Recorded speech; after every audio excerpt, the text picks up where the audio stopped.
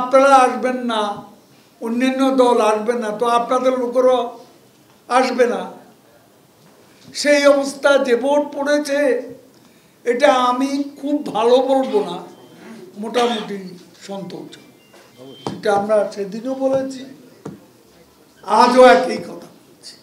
এখন বিএনপি প্রথম ধাপে 89 জন প্রার্থীকে বহিষ্কার করেছে।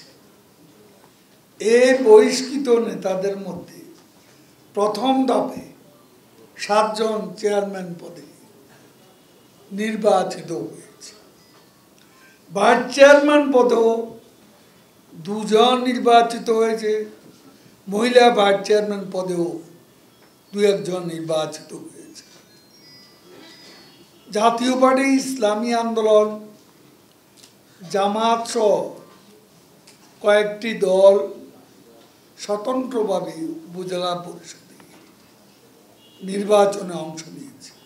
বিএনপি ভোট বর্জনের আহ্বানকে দলের নেতা কর্মীরাই প্রত্যাখ্যান করে ইলেকশন করেছে অনেকে, এবং এই সিদ্ধান্তকে বিজ্ঞানগুষ্ট দেখিয়ে নির্বাচনে অংশগ্রহণ করেছে।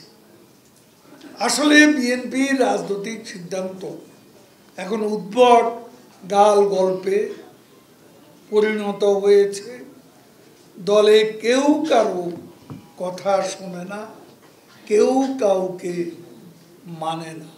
আমাদের নেত্রী স্থানীয় সরকার ব্যবস্থাকে উন্নত করেছে, শক্তিশালী করেছে।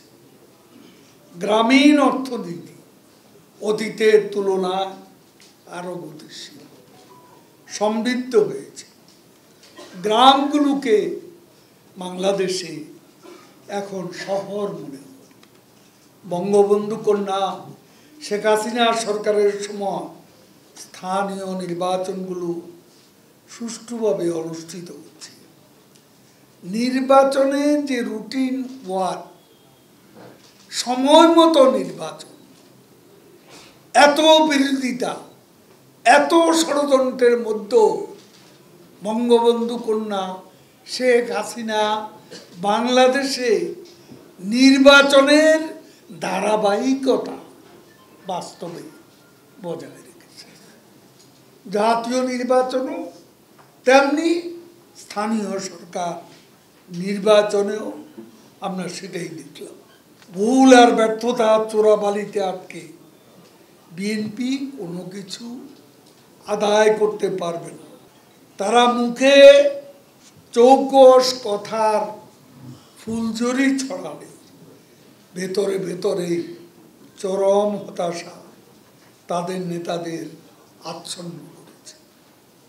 হাস্যকর কথা বলে চেষ্টা করছে চাঙ্গা করার জন্য, কিন্তু হালের পানি পাচ্ছে না।